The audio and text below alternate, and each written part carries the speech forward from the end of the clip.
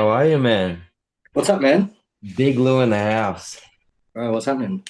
Oh, still sick. Fucking shit. I would. Not having a good run, are you? I know. I went to a concert, and everyone had work, had like COVID, had sick, and I avoided it. I'm like, thank fuck. Went to a concert in Brisbane, and then all of a sudden, 2 days later, I'm like, oh shit, here we go. It's coming now. At least I got my voice back, but now it's just kind of turned into like just this blocked nose type shit. So it's not too bad. I think it's like this Just, how. just hard to shake that shit. Yeah, and especially for me, it always lasts like real long compared to like other people. So it's just a pain in the ass. But what can you do? What can you do? How are you, Jaiden? Yeah, good man. What's going on, guys? Oh, same old, same old. So pretty much, I was wanting to see how you guys preps are going. So we'll start with Louis. He was in first. Haven't spoken to you in a while, man. So you kind of officially, I saw your picture and that was your first check-in for the season A. So how are you Yeah. feeling? How's everything going? Um, it's going good, man. It's because just it's just on me alone. Although up here, Yeah, it's kind of good because I'm enjoying the challenge of bodybuilding with nobody around again, which was different in the Gold Coast and Brisbane and all that because everybody's there. yeah, So it's nice to just be doing it because I love it again. So Vibe, eh? yeah, like it's got a lot of lessons. It's wrapped up in a lot of lessons, bodybuilding like that again. But it's good to kind of strip back all the other layers and just take a look at why we're here in the first place. And that's because we just love bodybuilding. So yeah. I'm just enjoying finding my feet there again. And I think it's easier to kind of zone in that way as well. Kind of throw out the distractions. I think sometimes, as much as it's Yeah, good to train with other people, but like you're saying, finding your reason for what you're doing and being yeah, alone and really just getting in that zone can, yeah, you know, help you take it further than maybe you could have. And I'm sure you might notice that difference further you get yeah, into it. man. Like something I'm having to do again is like give myself permission to be a beast in the gym. Like give myself permission to like make some noise and just go ham. Yeah. I'm really enjoying it. Are you training at the Gravity Gym, is it in LA? Or you were training No, no, before? that guy started carrying on before I even joined up there. So I was like, I'm not going there. I joined both the other gyms in town. Yeah. Is it more bodybuilding vibe or One of them's definitely like a fitness kind of gym, but it's got a lot of equipment. You're kind yeah. of spoiled for equipment. But the other one that I'm training at that I really like is real dark. Um, he's like a functional gym, but he Yeah. likes bodybuilding and he likes all that stuff. So he's trying to get in like more hypertrophy gear and stuff like that. So Very cool. it's kind of the place to be anyway. At least you can find like some type of environment that at least, even though it may not have all the equipment, can cater to what you kind of need. Or at least someone, a gym owner that, knows what you're doing and cares. Yeah, yeah. Well, I actually wanted to bring up that check-in you did. Let's see. Oh No, no. mate, you look good. That's why I want to bring it up. Oh, Kind of, thank you. I kind of actually want to spend the first little bit gassing you all up, to be honest, because I'm actually, pretty impressed by all of you with your latest kind of check-ins. Like, mate, you look good. Like you rebounded perfectly. I just want to know, was that kind of an approach that was the plan with Ross? Is that what he wanted to do, or it just kind of happened by accident? Like it What's really that? feels like Was you what the kept, plan? uh-huh. Was what the plan? To rebound the way you did, like you put on a bit of obviously a bit of fat, a bit of muscle, but you're still holding that tighter conditioning. And I think you're in a better position. While it may allow you to hold that muscle that you've kind of built in that short period of time. Well, I always had like my macros and my guidelines, and I kind of tried to just stick to that the whole time. Tried to stay a little bit disciplined. Yeah. Like my routine hasn't been the best, but I've always kept an eye on like how much I'm eating and stuff. Like I enjoy the cookies and I enjoy a snack here and there, but like my diet is pretty much just like, you know, What the do you want same as you it's to do? been like lots of rice, lots of whey. Yeah. Um, I like tuna as well. So I kind of just keep the diet regular, but I was just throwing in some enjoyment here and there, like for the sake of just like enjoying my life as a bodybuilder. Like I like to eat, so I'm gonna eat some things I like, but Yeah, yeah. I'm not gonna do it to the point where it's tearing my physique down and I'm just getting fat as fuck. So in that regard, then that's As I force more bread in my mouth. but even like this shot here, like this, like if you could bring this type of thickness with the right conditioning on stage, like this looks you don't look. I guess when you think back to nationals, like obviously, you were a bit too full, not as in condition as you would like compared to the stage show. But here you just look different here. And I like what I'm seeing. That's why, I wanted to kind of bring it up and show anyone that may not have seen it. And it seems like you're in a better position. I'm trying to pose a little bit different too. Like, and Jaiden would know, like, there's difference between like posing big and posing shredded. Yeah. So I'm kind of just like, and I put on a bit of mass. So I'm kind of like trying to relearn how to pose in a way that kind of suits my physique better. Like, and you can see in the front double, like instead of like being down and focusing on like my small midsection, I'm kind of like being up and stretching it out and trying to sit up into my newfound back, just stuff like that. Well, obviously it's making a difference anyway. Like that is what it is, and why that front double bicep looks so good, because you're not crunching down anymore and you are extending and you are posing it to the kind of the size that you carry now. Yeah, and it projects well in the lat spread if I hit the lat spread right as well. Some days I feel like I can't stretch up as much as I'd like to, but it just comes down to like doing mobility work and being on your stretching and stuff like that, which is another thing that I'm learning that I need to be more on top of. I think every athlete, every bodybuilder needs to do that. We kind of always think like that. There's always places you can be better, and we tear ourselves to pieces building great physiques over it. So I think it's just part of it. Even balance. Lat spread's the coolest shit until you start to get big, and then you're like, this pose fucking sucks. Like, it's so hard to do, and it always feels wrong. Yeah, like, you're always like, I can't. You always, you never feel like you can open up properly. Like the difference between, trying to do it now versus when I was doing it like back in 2020, like that was like my best shot back then, and it felt great to hit. And now I'm like, fuck this. I feel like I can't do anything. Yeah. So you're saying that is because of the size, and it's just so much harder to open up because you've lost that little bit of mobility, or is it more just? Or just, you probably are still opening up, but I don't know if it's just because you feel like you're not, because you're bigger and more compact. But I definitely, you don't feel like you can open up at all. It's almost like when you get bigger lats as well, then you know what it feels like to really be able to flare your lats, but you can't keep your lats flared while your hands are still on your body, waist properly. It's walking into the definition of being muscle bound. So I guess it's, now that you say that, you can kind of see that even with pros, that some people, they really do have, like, even I think it was Nick for a while, he had trouble even opening up his, lat spread and that stuff like that, because obviously that makes sense. Even if you look at those guys, like, they're so fucking big, and like their chest and shit is so big. You look at their front lats from the front, you barely even see their fucking lats. Yeah. You don't even see them like come out to the side. They're just covered by their arms and shit anyway.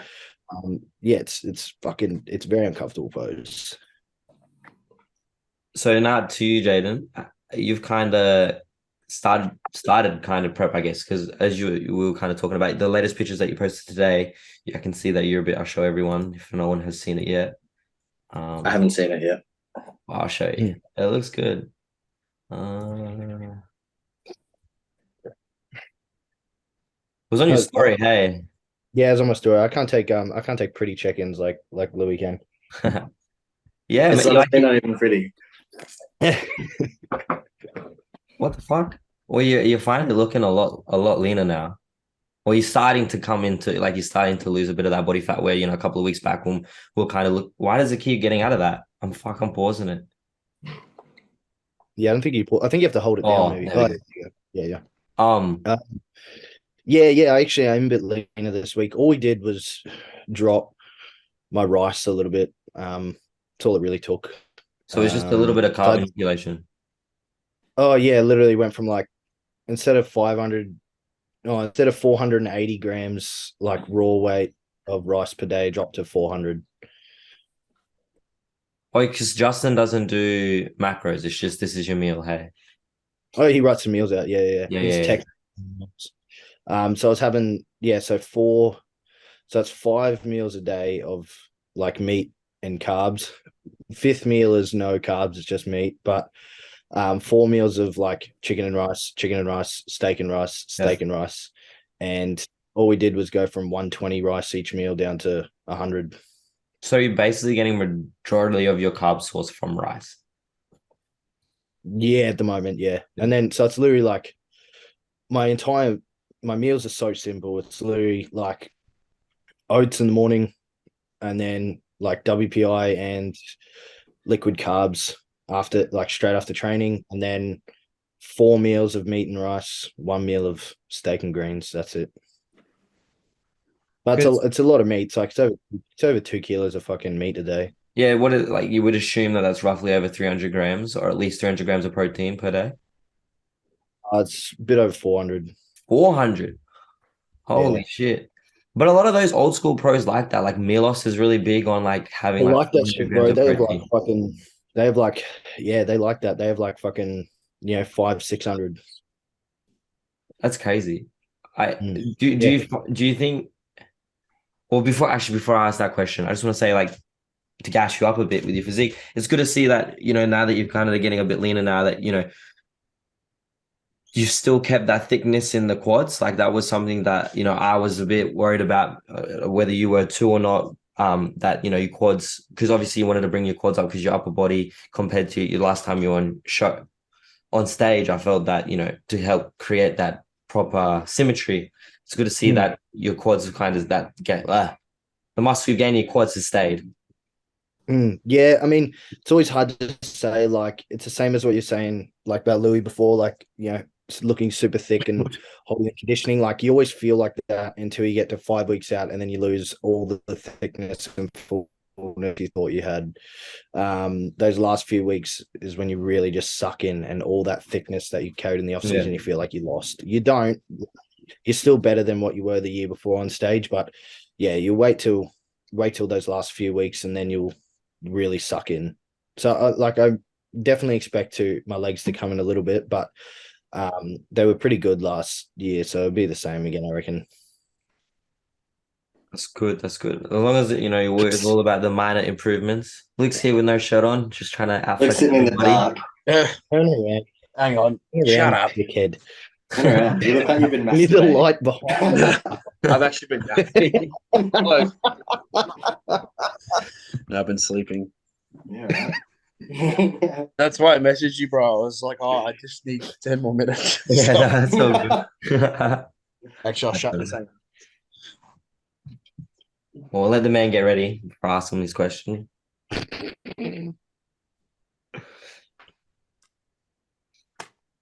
Are you gonna shave your beard off for stage, Jaiden? Yeah, fuck it, oath. Yeah, he was Yeah, saying Sam told him to do it. Sam told me I should do it too. Yeah, Sam will bash me if I fucking shave it off. How are Oh, you? how we doing? Good. I just kind of went going through and seeing how everyone's prep's going. How's your prep going? How are you feeling at the moment? Yeah, really good, man. Yeah, it's actually been very, very easy, to be honest. But I think it's just because I haven't been working for like a month, just been able to chill, which is good. So Able to full focus on bodybuilding. literally, I've been a full-time bodybuilder for the last month. It's been awesome. The dream. Very nice stress. So, Good for and you. but food's still been high, man. Like it only got dropped today. Up until today, I was telling Louis it was on like 4.2.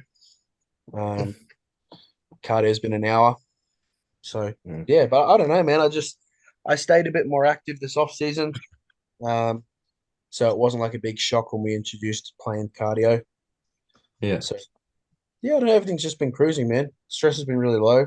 George has been a good help. Like it's just been and it's nice down here in Tassie because again it's just quiet.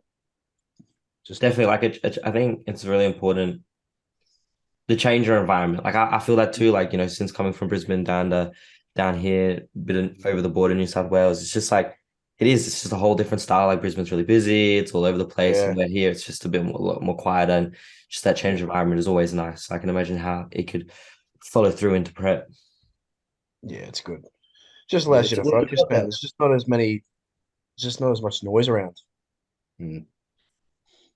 Bro, So- when you posted this, oh, Zillmann.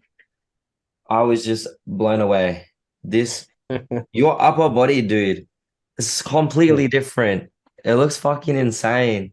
Thanks, bro. Just and how thick your chest looks. Like I just Yeah, that's such a good pose. Just like I said, man. Like I've been kind of gassing everybody up a little bit this morning, but like your physique looks the most different from like your last time you were on stage. Like it's Yeah. obviously paid off. Like you're way better composition so earlier on in this prep, and it's really obviously paying into your favor. And obviously the added size you've made with Sam. Yeah. But Thanks, man. no, it's awesome to see. So Yeah. what are you just going to keep tracking on the on what you're doing at the moment, or do you have any plans to change things up soon? Oh, we just dropped food today. So we pulled him down from 4.2 to just under 3.6, and that's all mainly from carbs. Yeah. So you'll see me flatten out nicely, but yeah. it'll be It's good. about that time for Sam. He starts fucking getting everyone real flat, isn't Yeah. it? Yeah. Yeah. Oh, He's like, right, let's flatten you out. yeah, when I was there fucking last week, I was like, obviously everyone was there, fucking Yeah. Shane, Kathy, and everyone, and I was like talking to all of them, and they're like, "Yeah, food's just been dropped," and it was like everyone's fucking starting to get low already, and I'm Yeah. like, "Yeah, about time, yeah." You're like, I'm not. No, Is, fucking, but yeah, Shane's doing well as well though this year. I is, think yes. is he doing season 8 or Yeah, man. Yeah, he is? I'll have to get him on the he's gonna podcast. be good. He's gonna be good. I feel so much better for him than like last time. He was like, man, I think last time it was about fucking 12 weeks out when this dude was on like 1,500 calories. Like it was Yeah, it was fucked. fucked. What? Yeah, And he was working yeah, full bro. time as a nurse too, wasn't he? Yeah, yeah. He still is. Like he's still doing like 3 jobs or some shit, bro. But he's like he's on like he at least he's still over 2,000 calories this time. Like it was so That's a fucked. He win. did it for so Yeah. long. Like Was it was was like that long. It was like 1,500 calories and like fucking 2 hours of cardio a day for like Oh, 10 weeks or some shit. yeah. what do you know why? Like Well, just I, it was his first show. His ex powerlifter, so he's like he has like some fucking did like best in Australia or like some Australian record or something yeah. for like log press or something. They fucking yeah, just an ex strongman. So he's never been like shredded before until he did the April shows, and his Yeah. body was just stubborn. Oh, so just it needed to kind of Mm. get used to that calorie deficit because he had been so big before. Yeah, it's like that for everyone, man. Like if you've never actually been lean before, getting lean that first time is fucking hard as, and then every time you do it after that, it's a piece of piss. Like that's why you see, every season we compete, that off season after it, we stay so much leaner. Like again, like you're saying with Luke, this is the first time Luke's been lean since he was fucking 16 or something. So it's Yeah. like, after that show, that's why he stayed like in such good condition the whole time. And that's why his physique's fucking changed so much, man. Because it's like after you do it once, it's like it's a massive difference. It's Yeah. just kind of, I guess, like you're saying, getting your body used to being in a certain way. If you've never done it before, your body's not used to it. So if you are stubborn and you don't genetically just lose fat easier, you're getting over that threshold then to be ready for it next time around. Just like anything, the more you do it, the easier it gets. Yeah, yeah, that's right. It's the same as when you're fucking like a skinny dude when you're starting out. If you're one of those guys that's just Yeah. shredded as fuck all the time, like you have to force feed for like 2 years until you start to be able to manipulate your body a bit better. Yeah. So I want to try something a bit different this podcast. First, I got 2 topics that I want to go over, and then I just have like I thought we'd do like I guess rapid fire type style. We just got like 8 questions or whatever, and we just go through those. Cool. So first topic, kind of in line with all of you guys in prep, and I was just thinking about it myself, and I guess it's the first time I guess I've kind of experienced it now that I'm coming out of, I guess my best deficit to date of like my body actually being decently lean, where now that I have the size, I'm actually looking like a bodybuilder. And now that I'm slowly upping my calories and trying to find that sweet spot while keeping the conditioning, there's some days where I feel like I'm not as that struggle of, oh fuck, I'm not as lean as I was, or that you hear those people battle with, or when you get comp lean, it's always hard to get big again or fat again because you want to be shredded. Mm.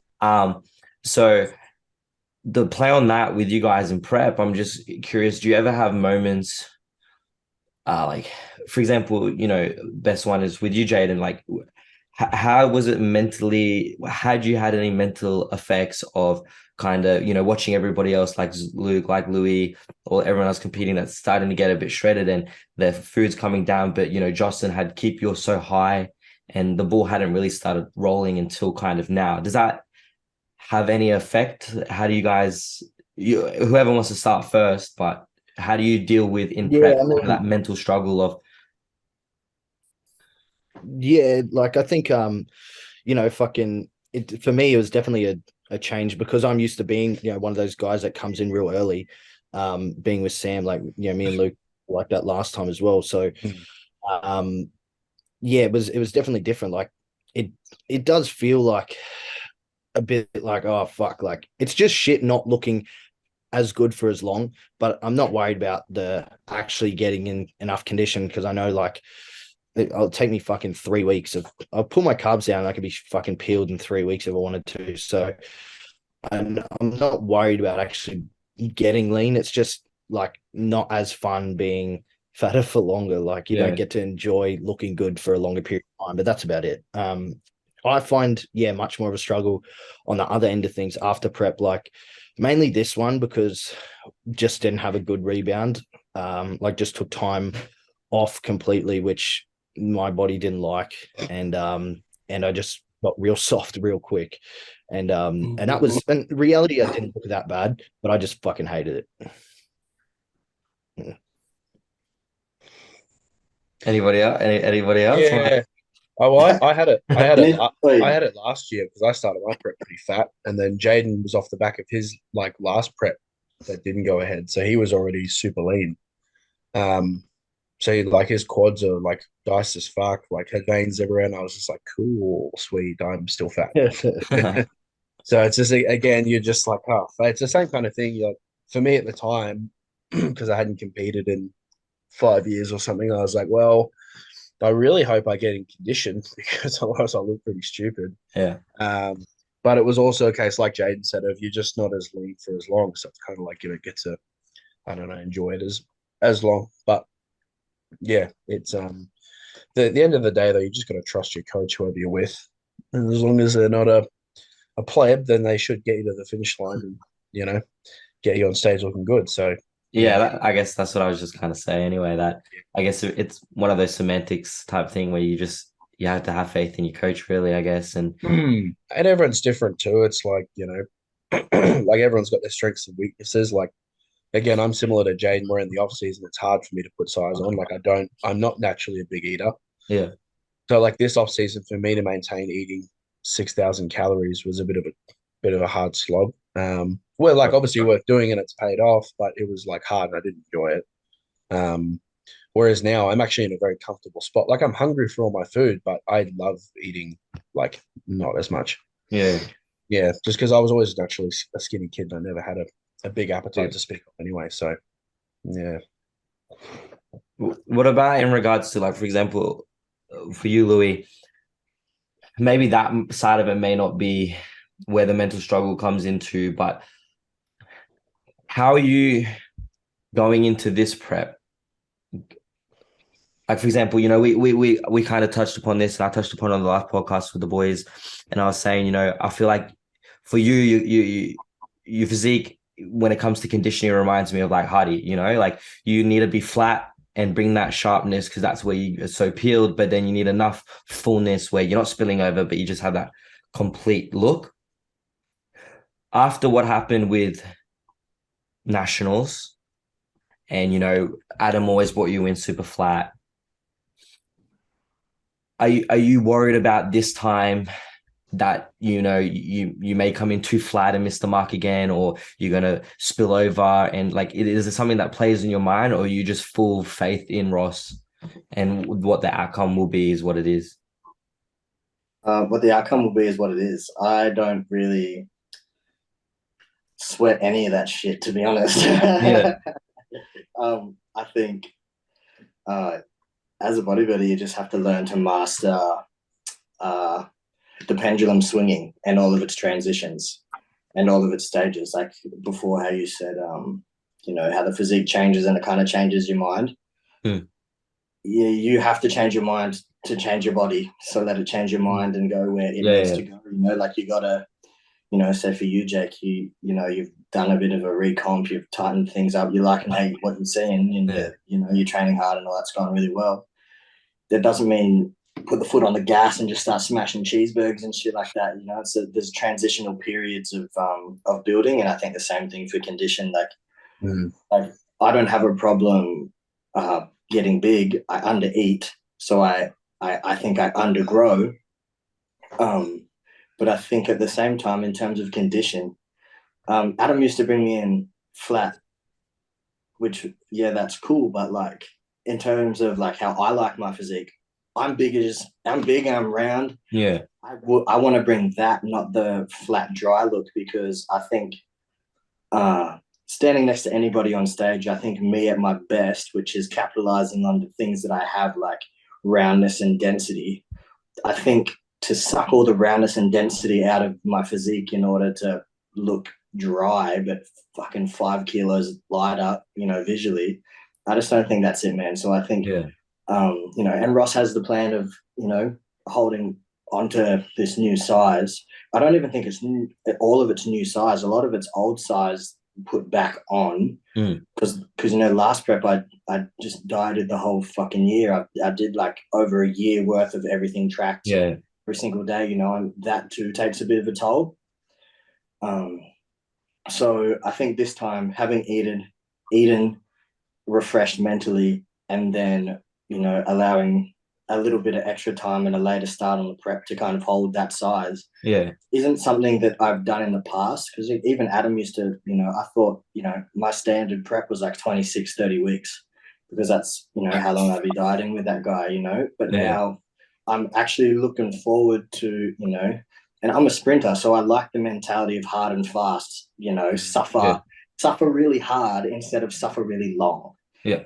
So I think in terms of bodybuilding, I think the approach Ross is going to have of holding on to the size as long as we can before we suck down into shape is something I'm just excited to try, man. I'm open to some new pathways that are going to bring about some new results, new knowledge, and hopefully a new best, because it'll be nice to just not be sitting in the driver's seat. And I only had Ross for 2 weeks before the first show. Yeah, I know, it was real short, so it's a lot different game. Like I pretty much prepped myself and then said, here's the reins, man.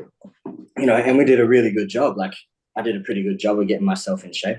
Yeah. And I think it'll just be good to, be coached into a show. So I think for me, y'all better watch out. But I get what you're saying, like even in that regard to, then it made me, when you're saying that, made me think of like James Hollingshed, like, when he worked with Patrick, he just over diet, he came in too flat, too sharp. He brought the conditioning, but his physique is better, fuller. So that's why, this time around with Olympia, and when he did the the show that he won and the Arnold UK, he came in, obviously conditioning was a bit of a thing that he needed to work on. He could have been sharper, but he brought in that a lot fuller physique, which, like you're saying, really helps show that roundness of the muscle and really show that how big he actually is. Yeah, and I'm sure you'll see it when I'm on stage with these two guys. Like my physique will not emulate the condition of Jaiden, or fucking the pec density of this guy, but you'll see my strong points. Like I'm not a white dude. I'm not going to look like a white dude next to a bunch of white dudes. I'm a brown guy, and I've got my own strong points. So I want to play them, and I think that's what's helped me win a lot of shows, is that I just have a little bit of different something in the lineup. So that kind of you're so fucking round that it's like there's no one else that has that same type of round look that you have. So you gotta bring it out and fucking show everyone. It's just the thing that pisses me off is when they actually that flatness and dryness over those really good qualities. Because there's some people that we've seen come in just small, flat, and dry as fuck and do really well over looking big, fuller, but still with good conditioning. And it's just even fucking in these shows last year. Like it happened a few times, and it was just like it's too hard to pick what they're actually going to fucking search for. But it's not like the pro league. Like, the pros they really have to come in big and their best look like James did and whatnot. But in the amateurs, they don't do it the same. Like, you're not awarded. You see the smaller guys winning a lot more in the amateurs, like in Australia at least. You see the smaller guys beating the bigger guys like very, very regularly. Yeah, it's just that getting too hung up on one third of the criteria, Yeah. like That's right. Yeah. and it happens to guys all the time. But it's also something you can't get too hung up on yourself, because you don't know who's going to be sitting on the other side of that judging panel that day. So just worry about yourself and bring in what you like to bring in, and the version of you that you would enter a bodybuilding contest with. Just do that. Yeah. And I definitely think that, it's good that it's something that Jane just said, and it's good that Ross is wanting and you're willing to do that, is if, you don't get let's say you don't get the card season 8, that you guys have opportunity to fly and go somewhere else and do a different show. Because something that I have noticed and is really interesting in what Jane just said then was, whether you're in Europe, whether in you America, the Middle East, wherever you are competing in Australia, I don't understand why it's not the same judging criteria. Even at an amateur level, like, I didn't realize that until, we had quite a few of the Aussies go overseas and compete just over the Christmas period, and that, and watching and seeing who's winning and why and what that, and how, especially, and bikinis are a really big example of that, like how different that is judged in America compared to Australia. But you would think if you're all under the one umbrella of the IFBB, you would go for the one thing. So like you're saying, Jaiden, in America, all the bigger guys are winning with the conditioning, but here the smaller guys with the conditioning. So I don't get that. What do you think? Okay, one doesn't feel very consistent, does it? Yeah. No, it doesn't at all. No, but I think it was I feel like it was with you, Luke. We might have been talking to Mike at Caloundra about it, but it was also it's also saying it's a bit hard when you go overseas. I think it was him. I could be wrong, but when you're overseas, they don't like to actually. Hey, Hannah. Oh, hi. Yeah. Oh, hi. Oh, hi. I didn't see you guys there. Intricate. I think he was saying they don't actually like to, give the cards out to these like Australian guys. Like even when Mike Halusi went to Thailand, Yeah. I think he said, like, they don't want to give an Australian a fucking pro card when they could be giving one of their own guys a pro card instead. So now they have less representations from their own country as pros because they gave it to an Australian. And it's like, and you can play on that a little bit. Like, if it's not a very fucking undeniable show where it's just like, this guy has to win, there's no other fucking choice, we're going to look stupid if we don't give it to him.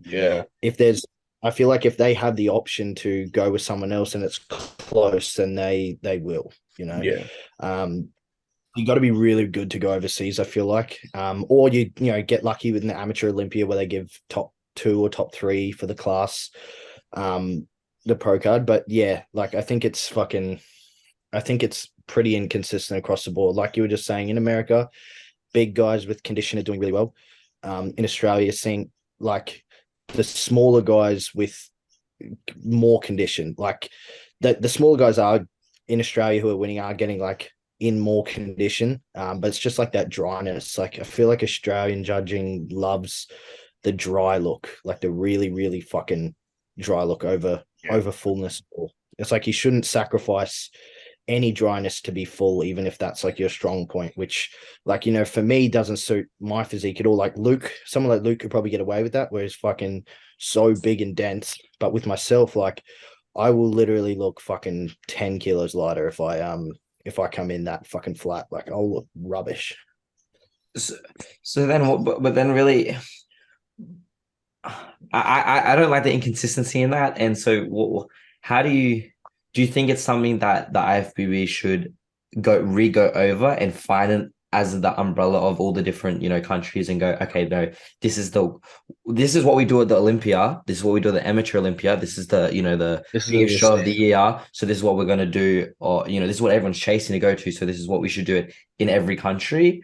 Or do you think, because like you're saying, that's just like, okay, here they go for conditioning, but, for example, like you're saying, Louis, then if you go for Fuller or Jaiden, if you try and meet that, but you don't play to what your body looks the best in, that you kind of know, if you're not undeniable and the biggest freak there, then you're most likely not going to win the card.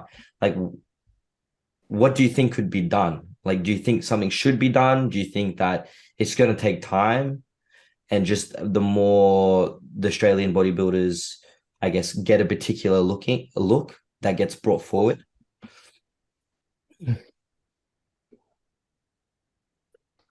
Oh man, like I think honestly, I think it's like Louis said before as well. Like you just have to bring in what your favorite look is, because wherever you go, like I just said, in America, they're favoring bigger guys. I feel like, well, they are just bigger in general anyway. But um, anywhere you go, you're going to have small discrepancies anyway. Like it's still people that are on the judging panel. So that's why, like, I completely agree with Louis. Like, you just need to fucking don't sweat any of that shit. Don't worry about the fucking judges, because guess what? There's 7 of the cunts. You're probably going to get it wrong. Like, just fucking bring your favorite look, and yeah, to like hope that that's enough. And as you mature anyway, like as you get better and do more and more shows, you'll be able to bring a better package of all three. Like you'll be harder because of more maturity. You'll be able to be in more condition. And then you can play with fullness more, because the more muscle you have, the easier you can be fuller and still be fucking rock hard. Yeah. Yeah. You definitely got to be cautious, like pay attention to who's having the discrepancies with their placings and stuff as well. Because a lot of the complaints, if the complaints are coming from like an under 70s guy talking about, they didn't reward me because I was too full. That kind of just shut up. Yeah. Yeah, that's right. That's 100% right. But yeah, I mean, and that's why that's why, yeah, you can't fucking, I don't think you can do anything about it other than just plan for what your favorite fucking look is, and just bring that. And like, yeah, you can play to your strengths. Like I was just saying, Luke can probably try and come in a bit flatter because he's so fucking big and dense. He'll look good that way anyway. But yeah, like me and Lou have to come in a bit bigger so we can actually show off what our strengths are. Yeah. I'll word the question this way.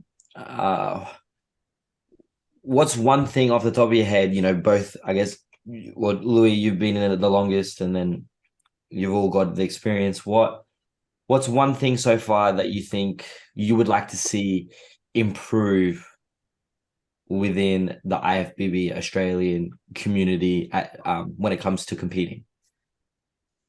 Like what? Yeah. Want more fucking equipment backstage.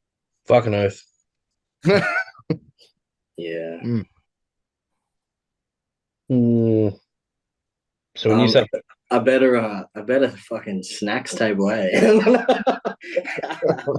That Man, Coles mud cake I ain't was- cutting it anymore, man. I starved for 20 fucking weeks. I don't want a Coles mud cake. I know.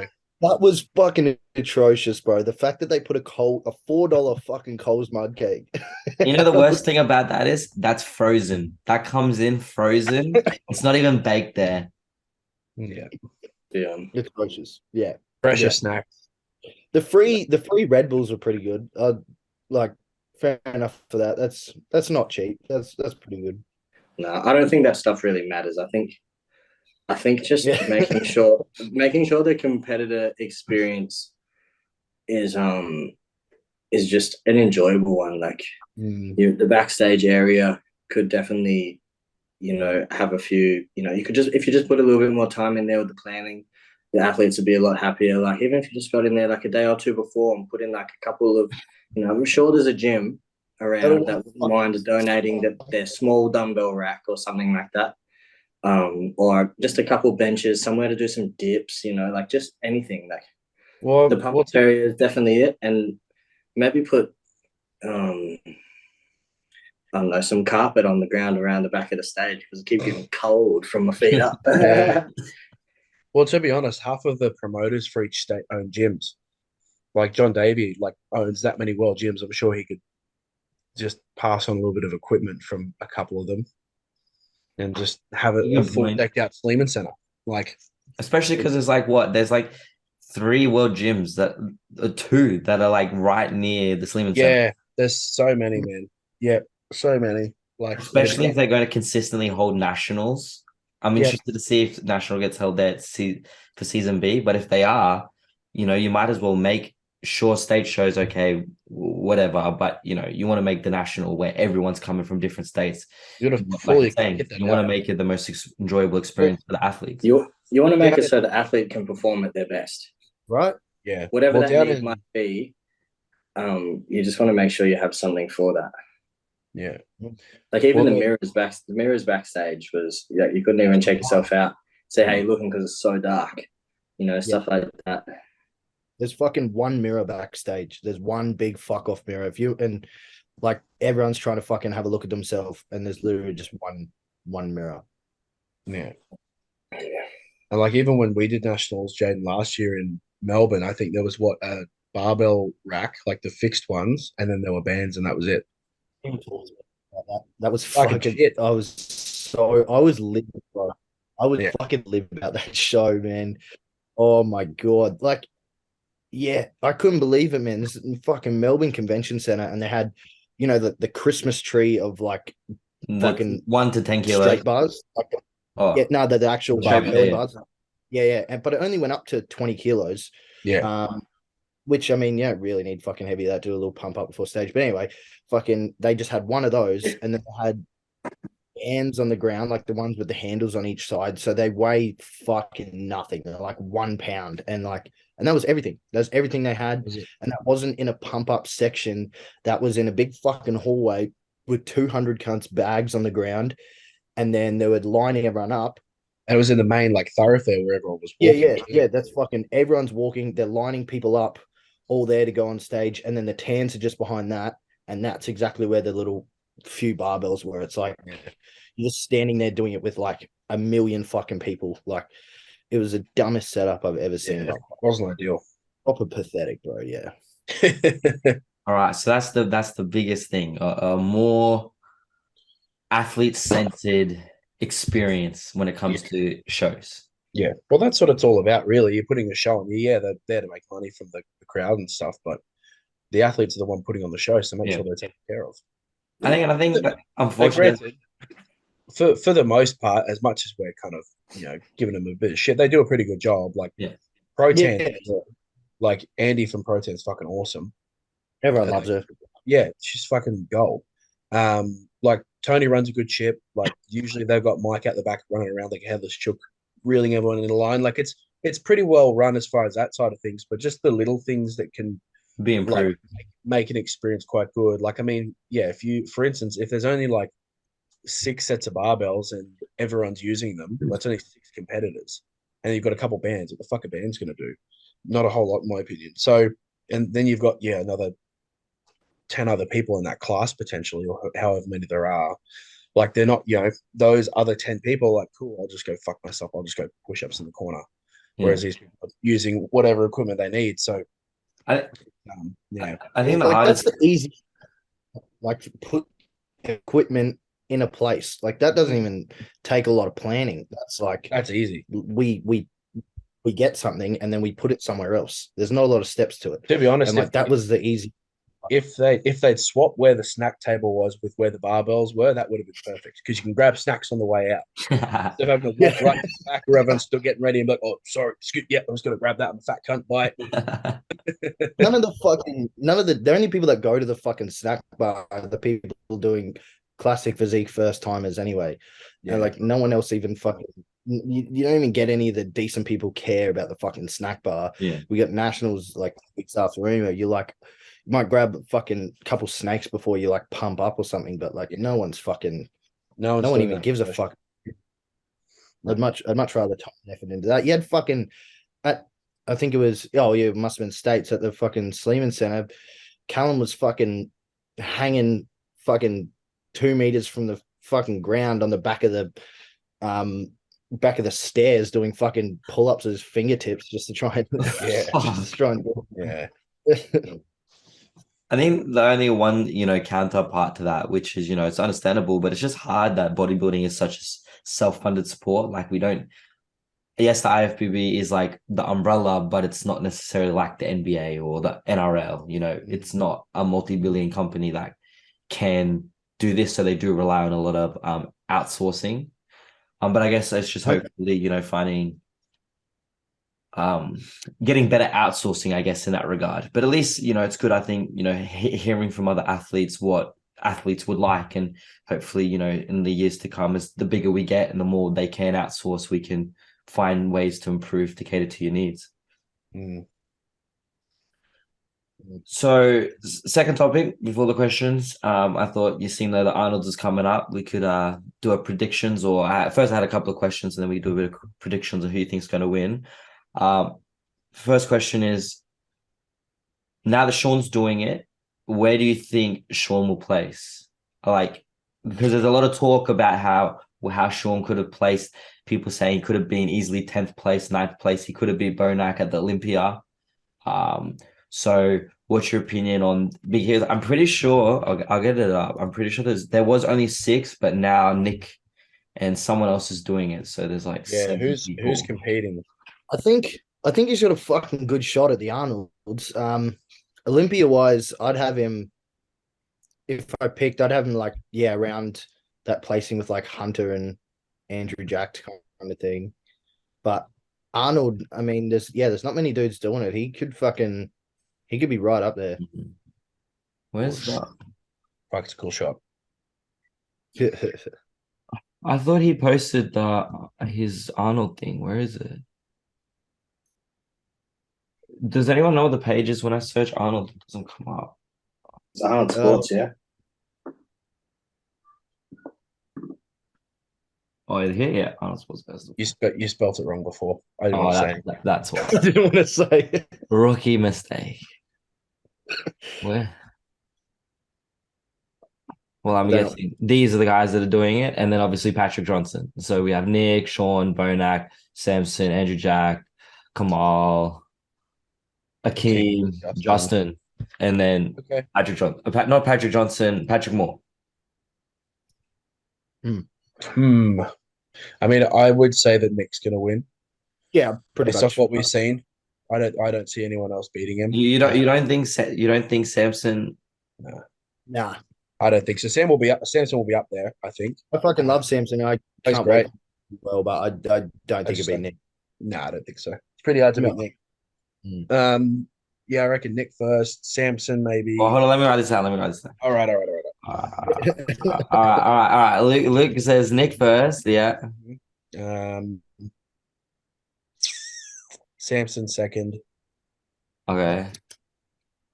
Well, let's do top 5. All right.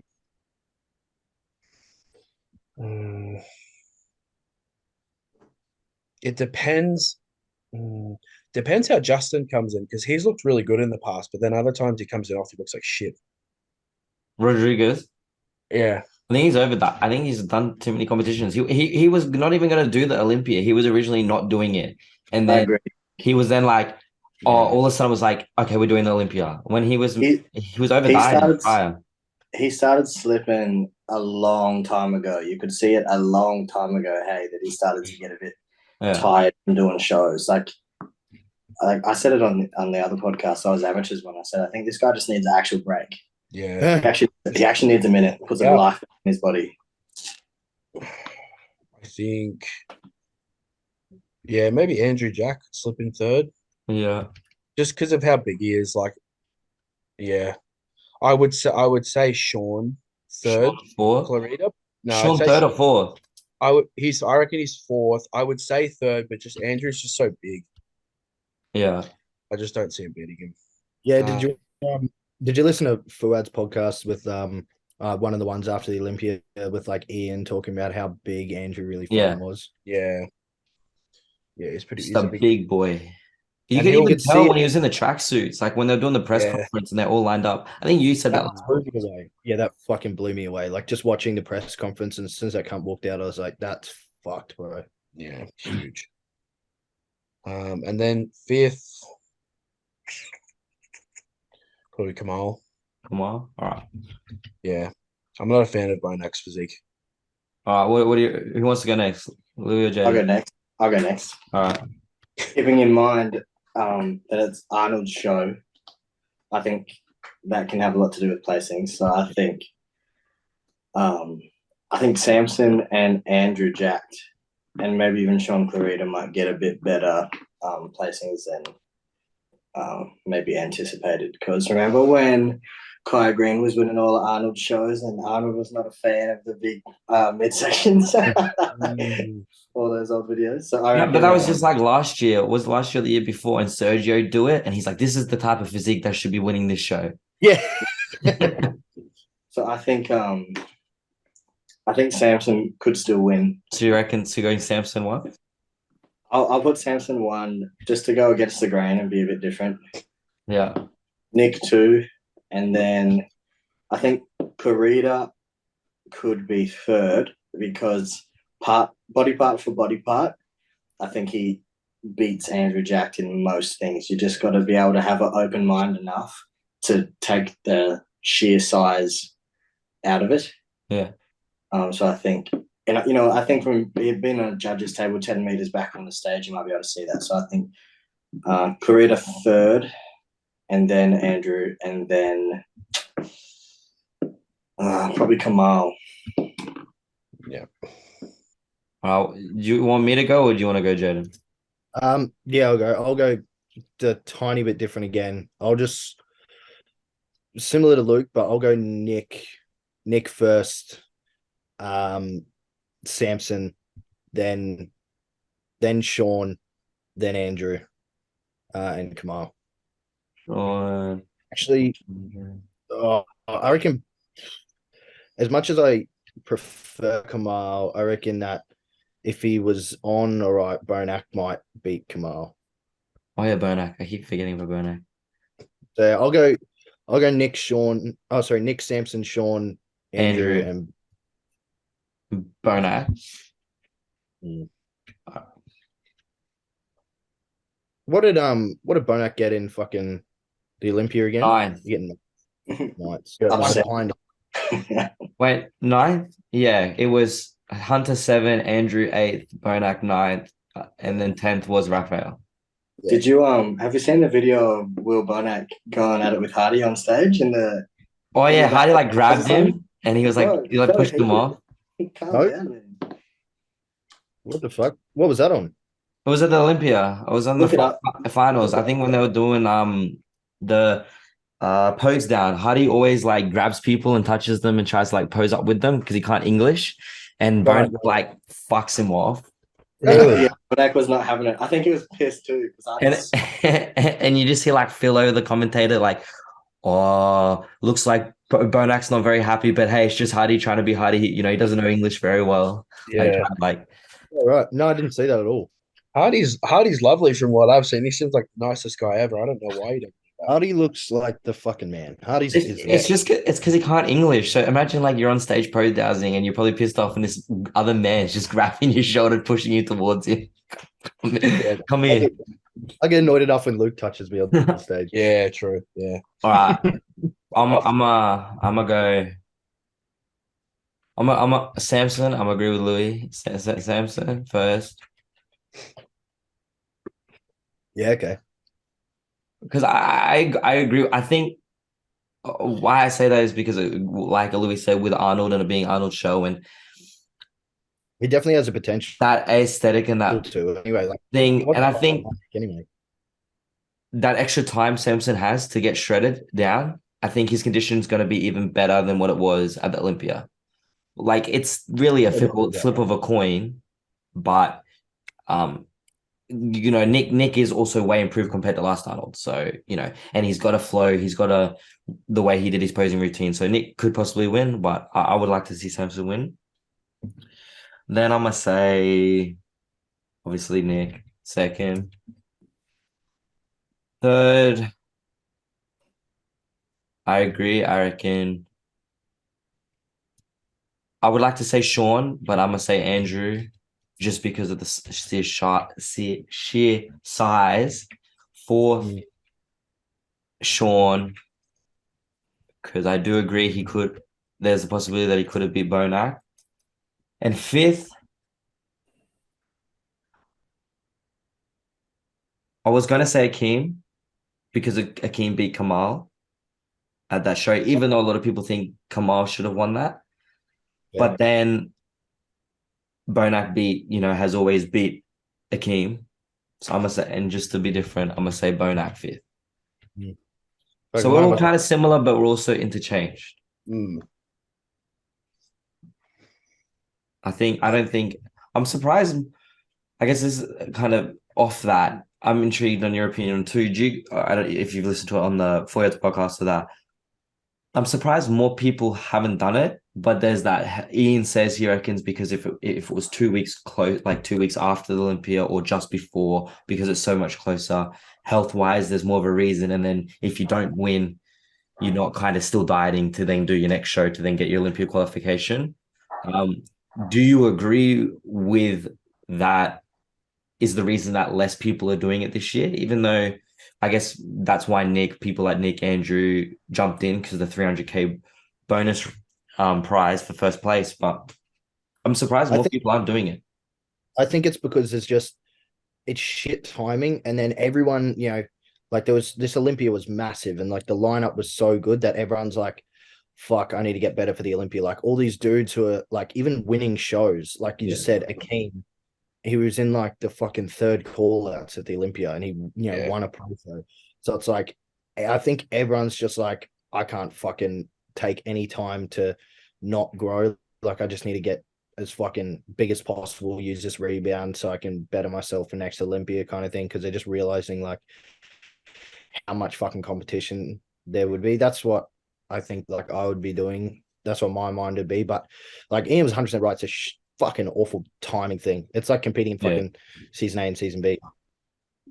Do you, do you Imagine. Imagine that. Hey, it can be done. Matt won his pro card. Yeah, that's right. Yeah. Do you think that it should be held, just before the Olympia? Do you think more people would be more inclined to do it? Like, because it is such a big show. Like, It's do an you think Olympia. it's going to lose its I don't reckon weight? before. It's an Olympia qualifier. You should have it a little bit more on the way to the Olympia. Yeah. But it's obviously, like a lot of people talking about the Arnold's trying to like rival the Olympia. So, in that sense of things, you're probably not going to cater to the Olympia's time frame. You're probably going to still try and stand on your own. That's why they're doing that and pumping up the money and making it worth it to kind of go against the grain for a little bit because we all know what it's like as competitive athletes when you've got a show in mind and you kind of commit to this preconceived end date that after that you'll be able to rest. I imagine after competing at especially this year's Olympia, you might need a rest. So that's probably where a lot of the guys are. And especially they don't like having the Olympia in December, like right before Christmas. It was a bit far.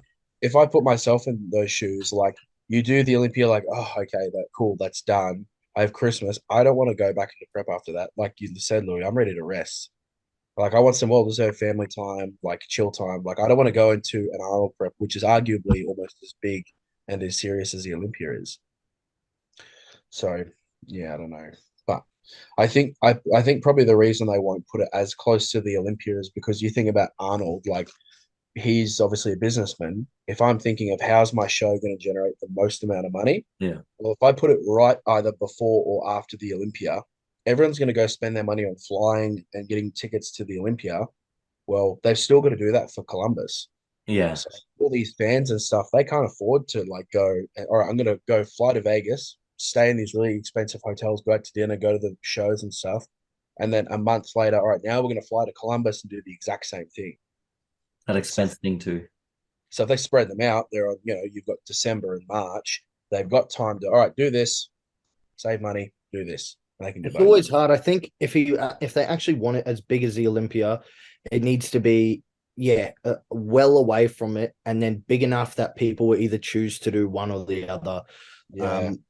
But because like it's always going to be fucking hard to do more than one show a year. Like timing that fighting will always be fucking hard. If it unless the Arnold's was in January or in fucking November or even late October, then it would be fine because you can like Arnold's UK was pretty alright even because that was like, you can pretty much have a nice little rebound and then just jump straight back on diet and you're ready to go for the Olympia again. Or if it's straight after, like in January, that'd be cool because you can just do the same thing. But like any later than right around the Olympia, it's going to be really fucking hard to time a prep, and it's going to feel like wasted time if you're fucking, especially if it's in like the middle of the year. Like it's going to be a big show if it's in the middle of the year, and people are going to have to take the time to diet down for it. A lot of people just don't want to do that because they want to focus on the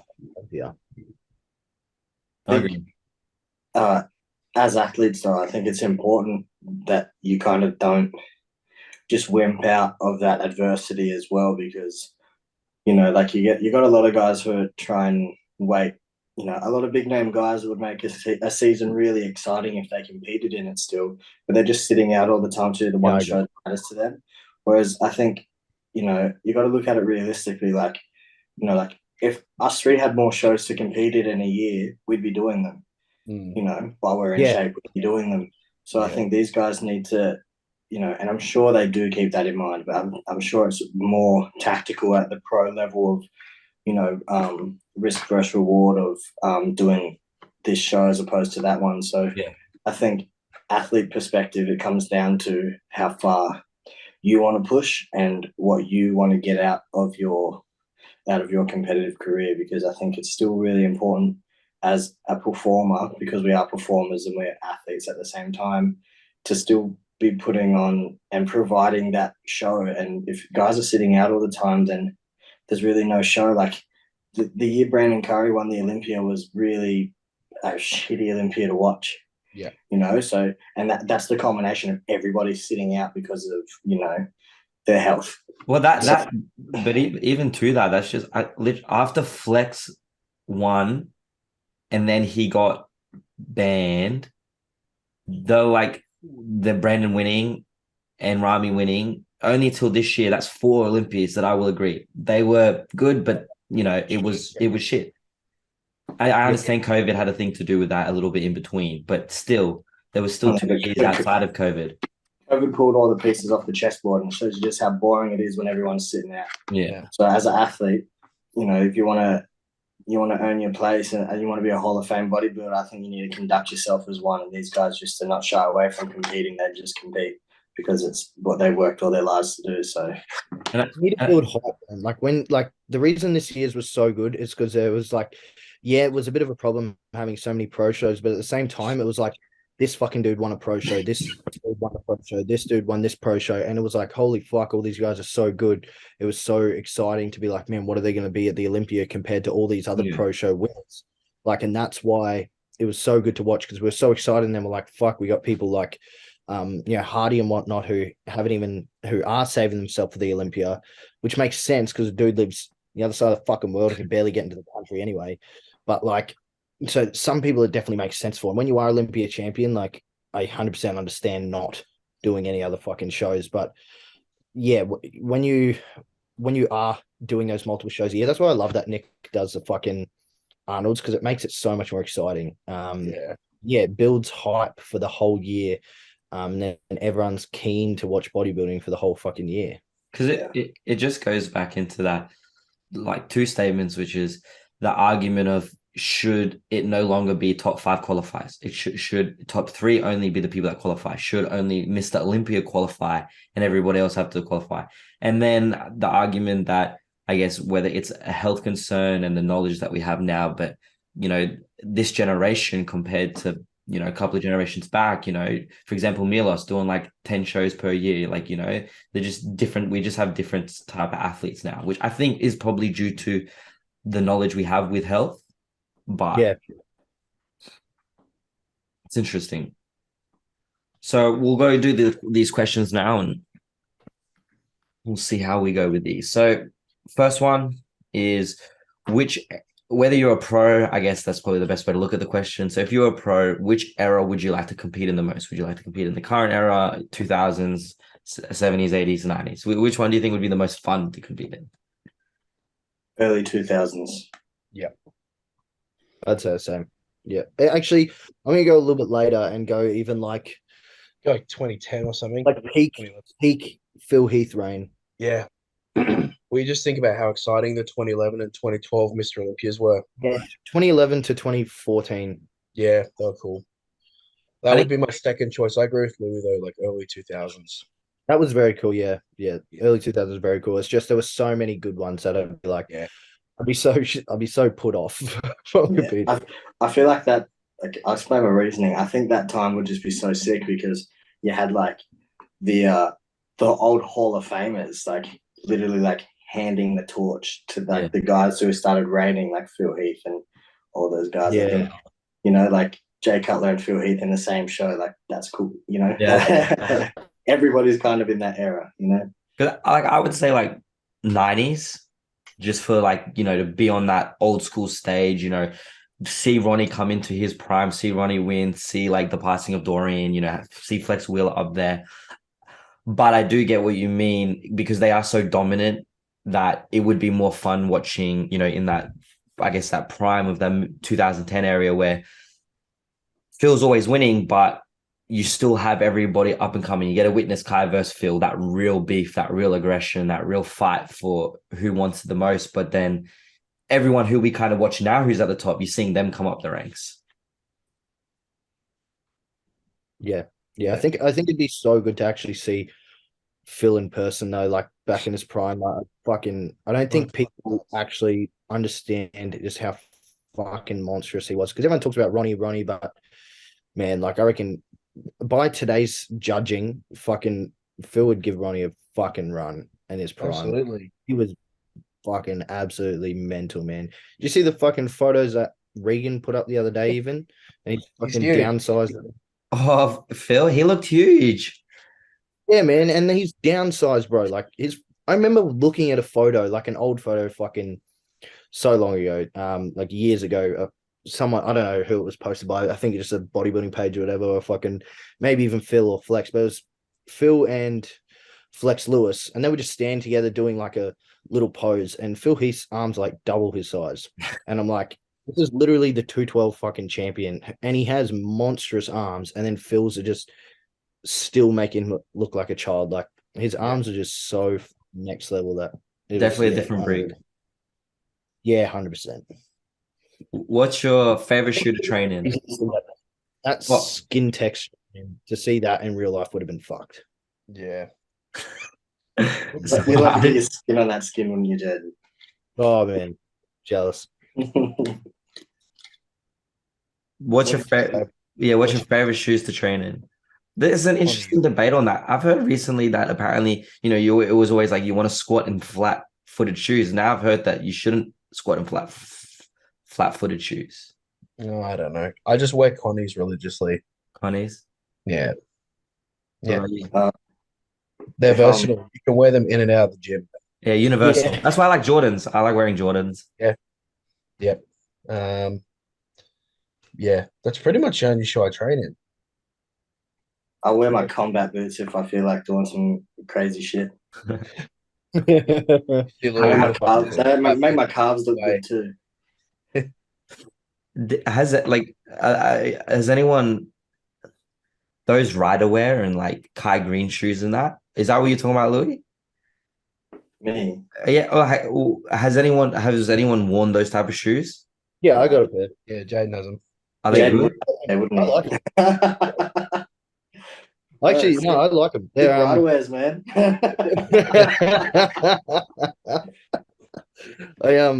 They're good, but you got to wear like they don't look good with many things. You gotta What do they look good with? You gotta work. Nothing. Wait, but that's just like the feet shoes. Yo, they're wild too. I toe could never wear shoes. them. Yeah, the toe shoes. I could Well, never. you know what? I'd wear them. If I had a You pair, I'd wear the fucking fuck out of would. them. You would wear them And- outside the gym. Yeah, absolutely. I'd wear them everywhere. That's I know, funny. like Mike Pearson loves wearing Crocs. I've got Crocs. I would do Yeah. that. Yeah. I do my cardio on Crocs. It's great. Yeah, I'll do that. Put them in 4-wheel drive mode, mate. You got yourself a hefty walking shoe. All terrain. Yeah. Do you think you can build big legs without squatting? Yep. Yeah.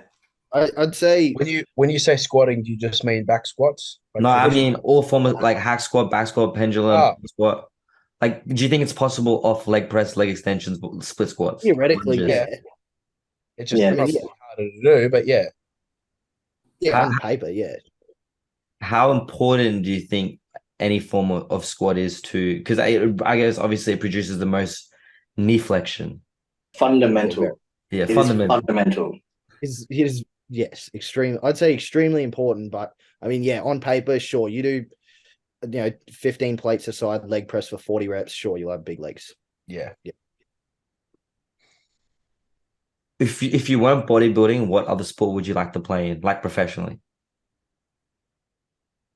Would I like to, or what would be practical?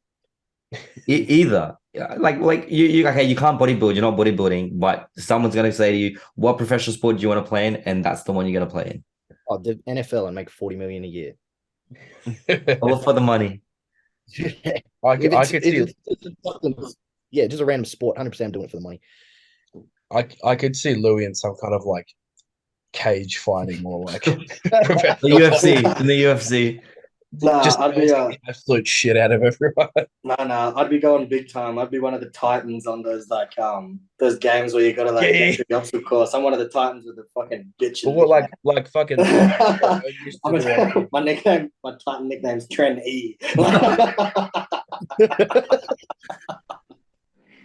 Imagine that. But you hear about it, football players always injuring themselves. That's why I don't want to play something like basketball or tennis. Like there's Yeah. more or less like you still get lots of money, and there's Super. less like chance of injury. you can play Yeah. golf.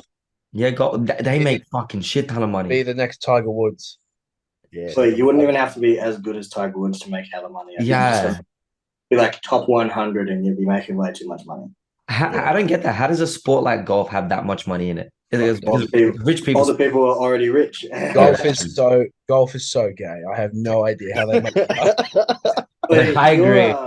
Luke's gym gear looks like a fucking golf outfit, don't you reckon? With his Yeah, but I'm cap jacked. and his. It's not the same. Wait, you just look like Sam Pierce's little brother. Yeah.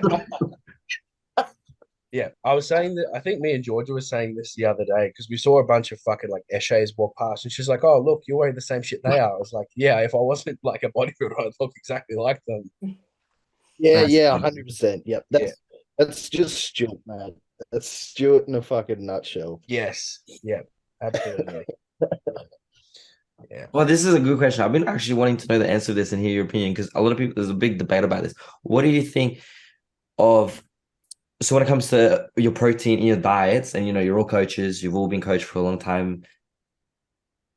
Do you think that your protein should mainly only or major like 90% come from meat and like whey? Or do you think it's okay to have like, let's say 50% meat and the other 50% things like, how there's protein yogurt, how people count protein within other sources of food?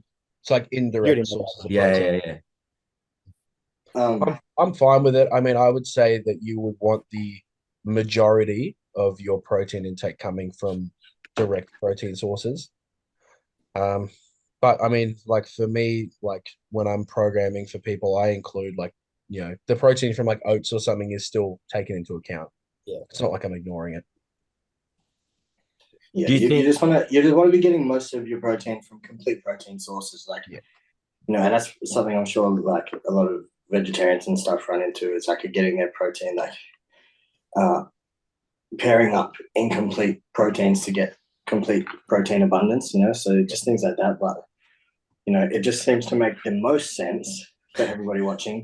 If you want to create flesh, eat flesh. It Yeah. sounds really bad, but I'm Yeah. sure all the ingredients to make a muscle are in that muscle. Yeah. No, definitely. I guess it's interesting because it comes to, I guess it goes into like that when you think about, for example, there was a lot of talk around when Hunter doing his prep and that, and like he was getting a lot of his um protein from shakes. He was on like 4, 5, 6 shakes. It's like that argument of does liquefying is there a difference between, I guess, the micronutrients that you get from actually eating it Yeah. then compared to blending it or liquefying the food? That's just micronutrients, but it's like Lou was saying, they're still complete proteins. Yeah. It's just it's still a good amino acid profile. It's just that you're not getting the micronutrients from fucking steak and shit. I mean, chicken has fuck all micronutrients in it, but like you're getting a bit more from red meats and stuff. But Yeah. obviously, it's not much of a difference. If like you were saying, people are fucking scoffing down protein yogurts and buying protein ice cream and shit like that, hitting it that way, like that's fucking dumb. That's fucking terrible. But like usually, but it's like what Luke said as well, like, oats have fucking protein. I get 40 grams or 30. I get 30 grams of protein a day from my rice, for fuck's sake. Mm.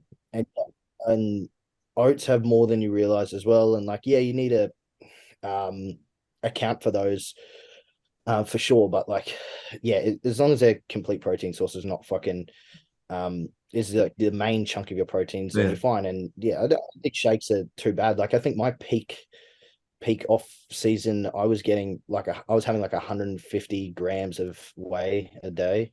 Yeah, that's about where I'm at the moment. I think I'm doing like 120 or something like that. My protein's at like 410 or something. Yeah, that's right. Yeah. Actually, that makes me think something else. And to then, for example, you being coached by Justin, what is I understand the premise of, the bigger you are, the more your body needs obviously more protein, and the more you up it, per kilo, it's like, anywhere you can go up to 2.5 grams of protein. How much do you think do you think there is ever a limit? Like, there's the argument of, well, your body, even though your body may not actually fully absorb those 500 grams of protein that you're eating, like, do you think it really does make a difference?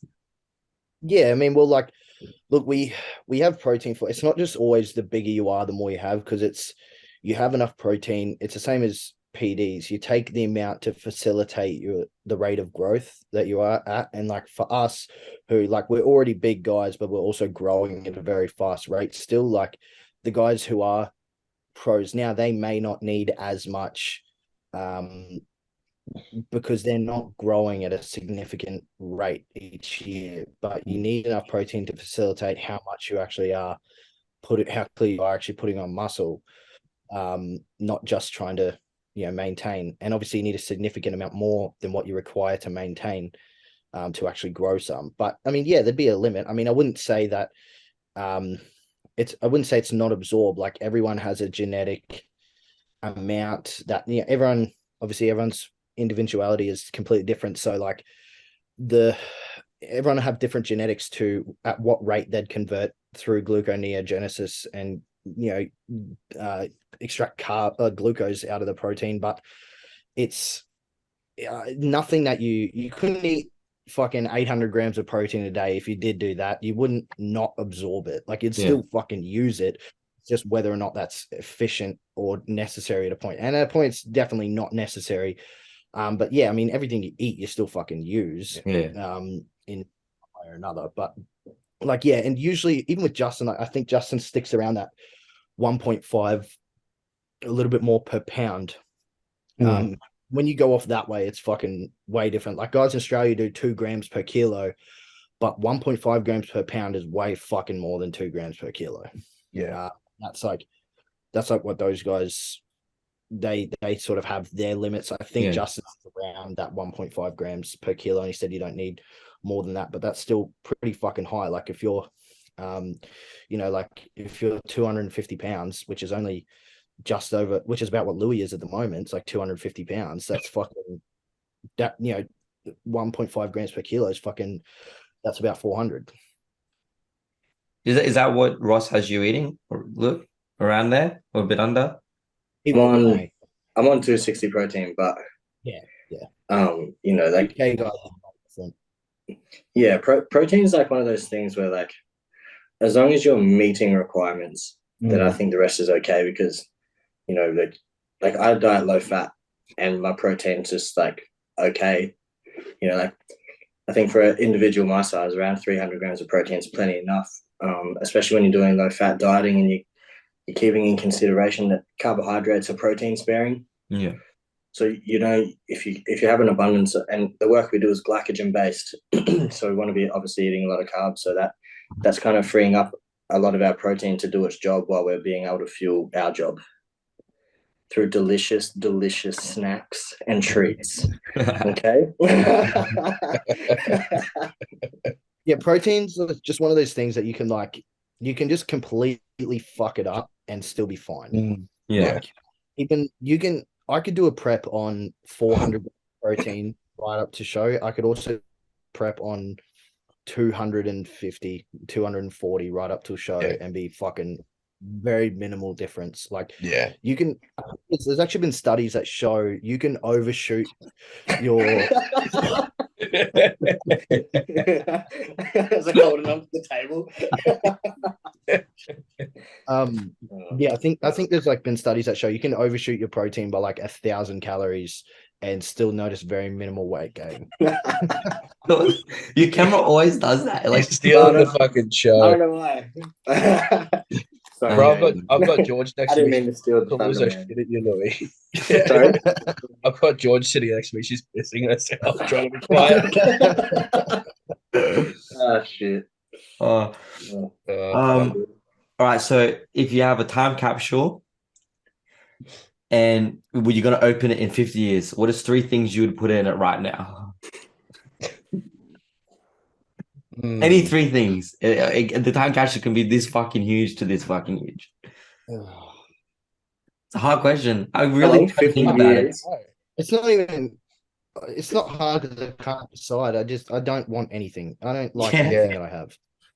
You say 50 years? Yeah. Like when you're 80 or 60 or 70. Oh, I'd put a good handful of like Cadbury's Curly Whirlies in there because you're gonna forget how good those are.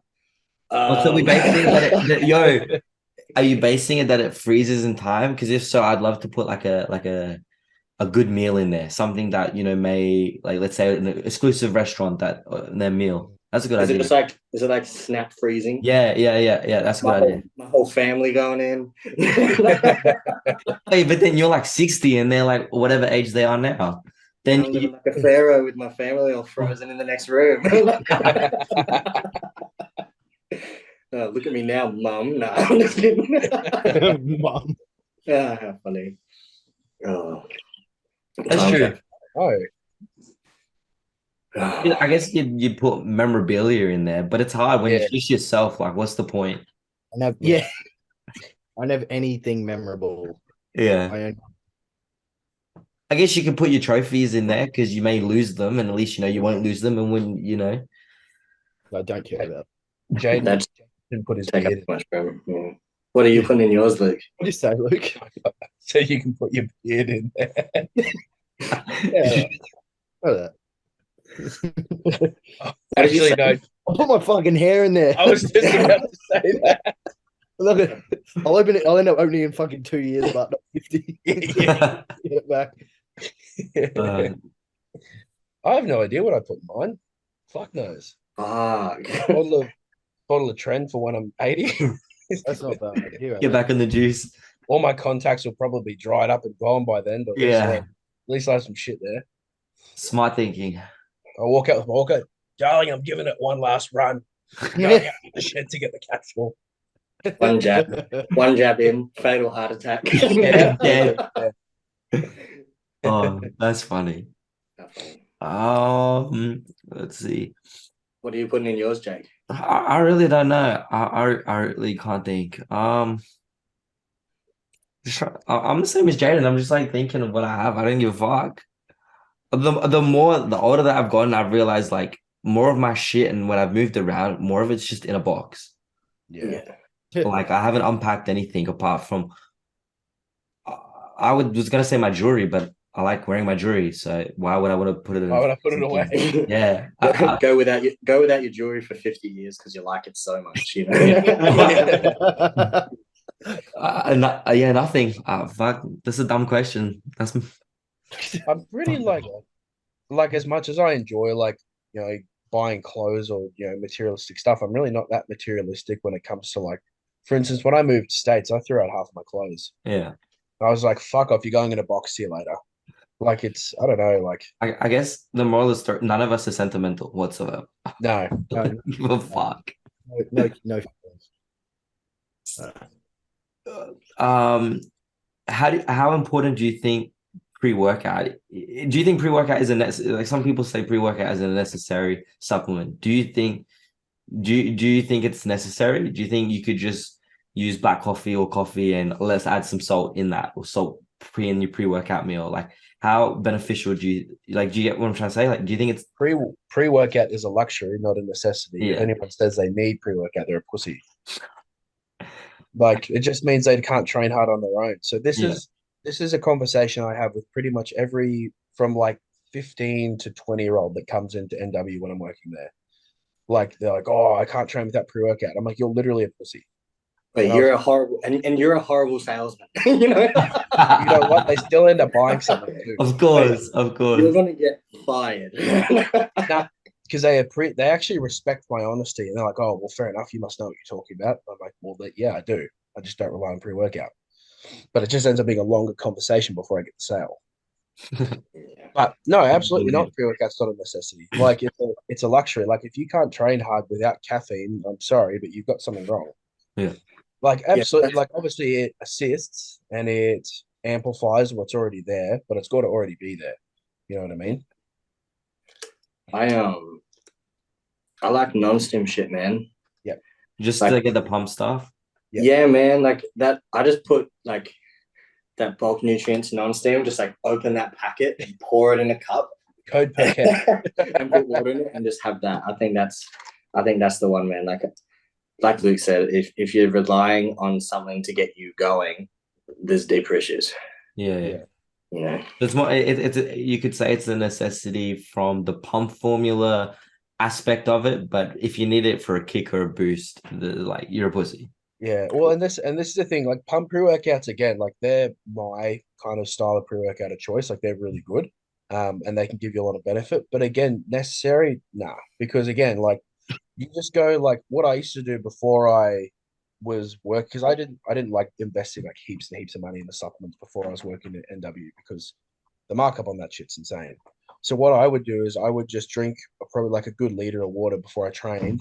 I'd put salt in that. So I'd have like a good amount of salt. I have salt on my meal, and then obviously just eat a bunch of carbs beforehand, and like that'll do like a good amount of the job anyway. Yeah. What else though? You know, you like. And then So I get go extra shoot. sauce. And then I go shoot my neck. Another story.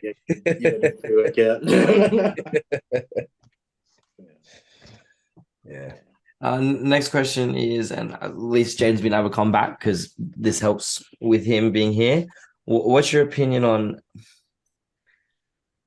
Do you think it's better dating someone in the sport or not? So, Jaden, you're not dating someone who your partner's not necessarily in the sport, but both Luke and Louis are. So, do you think it's more beneficial or do you like not having, for example, Jaden, do you enjoy not having someone who's not in the sport, but is understanding? Like, I guess there's a line that you need to have. Yeah, I just Depends on the fucking person, depends on the dynamic. yeah, that's right. I just enjoy having someone I like. Yes, that's about it. Like, don't make a difference if like they are or not. If it was like if at the end of the day she like was when I met her, then like yeah, fine, would have been cool, whatever. It didn't really make a difference. But I mean, there are things that I'm finding that like I enjoy out of it though. Yeah, like the biggest thing is like literally just the fact that I'm selfish as fuck. And I do a lot of things for her, obviously, but like I would fucking hate having to deal with someone else doing the same thing. Like I don't give a fuck about I couldn't give a fuck about her like doing the same thing. You know what I mean? Like, I'm not interested. I'm Fuck. not interested. Like, Mr. Compassionate over here, isn't he? like as in another girl who is actually into the sport, like her progress in it. Like, I'm not interested because I'm too focused on my own. Like, I don't care about it. Like, if it was a very casual like gym goer, then I could probably deal with that. But like, I don't think I could be with someone who like competed or took it very serious because I'm like, no, this takes time away Yeah, away from from you. me focusing on. Yeah. It's understandable. I guess, and that's where it comes down Yeah, to the I'm context of not the individual. fucking, Yeah. yeah. I don't have the skill set to be able to handle you doing the same thing as me. Well, then, No, I love it. It's great. Like, I mean, me and George, if we have the same body part on the same day, we'll most likely train together most of the time. And it's fucking great. I've had some of the best sessions of my life with it. And people say like, oh, chicks don't train hard. Well, George is the exception. He trains fucking I was hard. gonna say you're lucky. Georgia is the exception. Yeah. I'm I'm very sure lucky. Henner is too. Yeah. It's Hannah definitely trains well true. as Like, well. watching Georgia and Hannah train was so much different than actually what 99% of the fucking girls I've actually seen train. That's another reason why I was like, I could never fucking actually train with a girl because I'd want to kill myself. Like, but like, no, fucking Georgia trains and Hannah trains really well, and it was actually like that makes sense. Yeah. But and that's the thing when they're training hard, that actually like for George, like when I watch George train legs, that fires me up. Like there are days where, Yeah, like for instance, today, like George has got to train later, but I'm resting, so I'm going to go with her to the gym because unemployed life. I'm just going to go help her and spot her and stuff. Um, but I know for a fact when I'm taking her through her sets, like there have been times in the past where I'm like, fuck, I really want to train now. Like you can just feed off it, Yeah, feed and off then that passion. yeah, and it trickles into like because they know exactly what you're going through when you're either dieting or if you're pushing food Mm. or you got to go do your cardio or whatever it is. They've been there and they understand. So then they're just like, no, I get it, that's fine. And then most of the time they're going to know what you need. Mm. Like Yeah. whether it be I'm just going to leave you to eat your meal because you haven't eaten in 3 hours and you're shitty. I'm just going to let you do that. Whereas like there's a level of understanding. yeah, and you're really lucky too because Charlotte understands that. Like she might not be in it, but she's compassionate enough and Yeah. enough to realize that that's how it is. Yeah, And that's like right. That's when we were in there's Melbourne, if that wasn't there, it'd be a lot different. Yeah. yeah, It like the fact that that's there's what makes it work. But I think like that mostly what like boils down to just having fucking intelligence, which a lot of the fucking girls that I meet don't. So like having like when I met her, that was like the Yeah. one. He's back Wait, at the the way camera. Jake's nodding like, man, these hoes, man. Oh, He's like, I'm just waiting for mine. Yeah. yeah, pretty much. Pretty much. Yeah, Oh, that's good. fuck. All right, I Yeah. had to wait 24 years. So Oh, I'm almost there. I'll be there this year. yeah. All right, second last question. What is your preference, I guess, whether as a coach or what you do with your clients or what you prefer yourself and what you found with your body, but what do you prefer, refeed days or cheat meals? Because there's a lot of debate, I guess, individual based and with different coaches what they prefer more. So I just interested to hear your guys' opinions as being coaches and Depends athletes. on the phase. I'd say it depends on the phase. Like refeed days in a prep, but again, that's because that's what I've known being with Sam, and that's what I've learned, and I know how to manipulate that well. So refeed days in a prep, but if it's off season, then cheat meals Yeah. because Agree. they're not really necessary anyway. But it's just like when you're in off season, it's very easy to have that balance. It's very easy to go. Fucking me and Luke be like, oh yeah, let's go out for sushi, and we'll substitute one of our meals for fucking sushi that day or whatever. Yeah. But when you're in prep, like having an actual day, like you usually a meal isn't enough when you're flat, depending on the person, obviously. But like most people, when you drive them flat, having just a meal isn't enough, and half the time, a cheap meal is gonna end in fucking a lot Craving. more shit than what you actually wanted. Yeah, it's just gonna like it's just Yeah, gonna ignite literally. that fire of fucking cravings. And then they're gonna fucking put down a lot more fats than you want to have as well. Yeah. Granted, like this year around, Sam's actually got me having one cheat meal per week. But I said to him when we talked about it, I said, "What do you want me having? Give me parameters." And he just said, "Go burger or sushi." Stop it, Louis. What I worked out is I Stop think it with Louis the is so big. No, it's Louis so big that it's really just trying to gauge him. So he gets Yeah. thrown off I by how don't, big he is. I don't know how far back to go. I can't fit him all Yeah. in the frame. Yeah. I've Yeah, broken but Siri. so I just said to him, I was like, "What would you like me to do? Do you want me to just do like a burger, fries, sushi?" And so he just said, "Yeah, like just pick one of the two, just something kind of similar to one of your meals." So again, like if it's sushi, what's rice, meat, and some fat, it's pretty similar. But again, like I wouldn't do that for one of my clients because they haven't been training as long as me.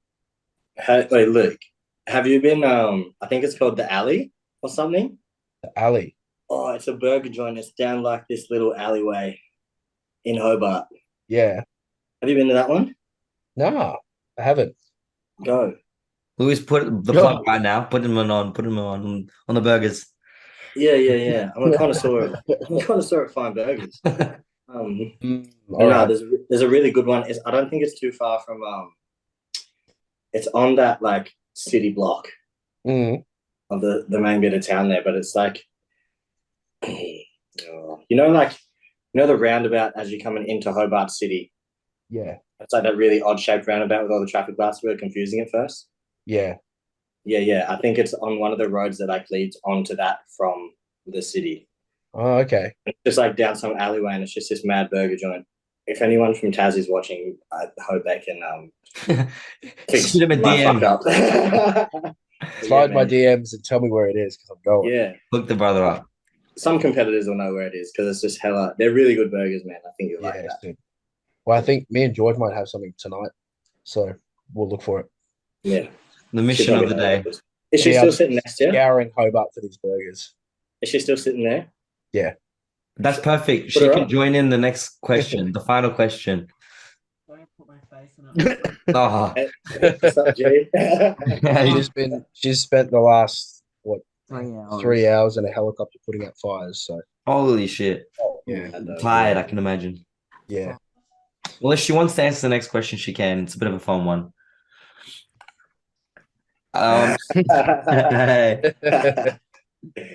So last question is: there's a zombie apocalypse. One weapon of choice. What would it be? A flamethrower. Mm. A flame? No way. Yeah, but No way. aren't you Limited gonna, ammunition. you run out of fuel? Yeah. Never. Yeah. Yeah. Everyone's dying. No Yeah, one's but driving around you in want cars. something. You want like a really well made machete. Like a really robust machete. Or at least one. really well made machete. But at least if you have a machete or a sword, you can sharpen it. You can go Exactly. somewhere and sharpen it. Because I thought a Mm. car, but you're gonna run out of fuel. You could go to petrol stations, but they could get taken over. A gun, you're gonna run out of bullets. A hammer could work, a sledgehammer, but then you're taxing But yourself. if Some you have kind a of gun, like, I feel like you'd have to, like in like zombie apocalypse movies, like that once they've been in there for a while, they have like these real weird, like handcrafted like weapons that are just like they're not actually a thing, they've just come up with them. Yeah. Like one end's a spear and the other end's like a hook or something. You're gonna have to have one of those, like super versatile. or just like the old baseball bat with a couple Yeah. nails through That's just Yeah. what I was thinking. Oh, I Just didn't. capitalize on that shit now. I didn't Every like time how that big happens, your I just arms understand. look. That timing. Yeah. Oh, That was so how good. funny. I need to find out what setting it is so I can turn it off. That's funny. So we'll go through and we'll each list our one weapon. So you doing a machete, Louis? Yep. All right. What do you reckon, Luke? Fuck. Like a.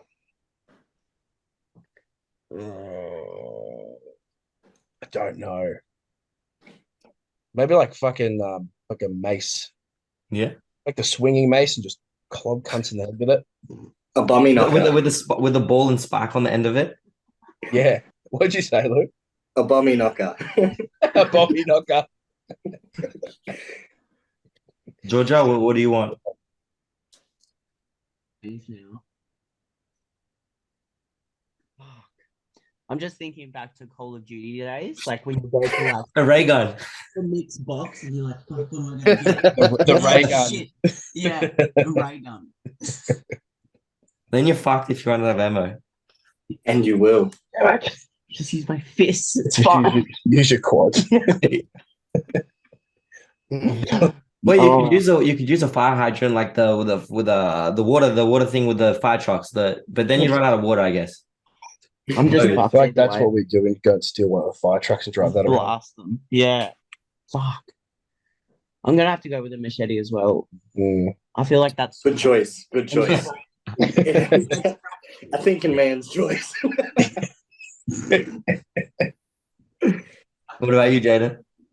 I'm gonna go with just fucking same idea as machete, but I'm just gonna go with just dual wield tomahawk axes that are really nice and sharp. Fuck yeah. Just the wheel. Like a big axe. Fuck.